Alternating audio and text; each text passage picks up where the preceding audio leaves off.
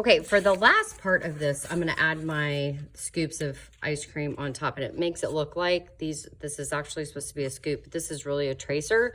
The dots of glue or the dots on it are actually showing me where I'm gonna put the glue once I get it traced on my paper. So when I go to the paper bucket, I wanna focus on the fact that I probably don't wanna get pink, because if I get pink, it's gonna kind of blend in with the background. But you can always add sprinkles on top of it too later on. So I want to focus on colors that I have not used on my paper. So I grabbed 3 pieces.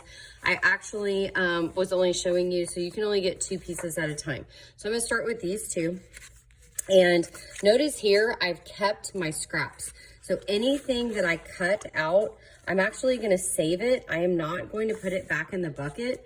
And I'm gonna use those at the very end to add sprinkles on my cone, or I could use some of it for maybe like a cherry on the top, or whatever I wanna use on my ice cream. So I'm gonna trace it, I'm gonna cut it out, I'm gonna put 3 dots of glue, and if you need to, go ahead and draw those dots on there with a pencil so you know where to put your glue dots, and then you're gonna stack it up on your paper.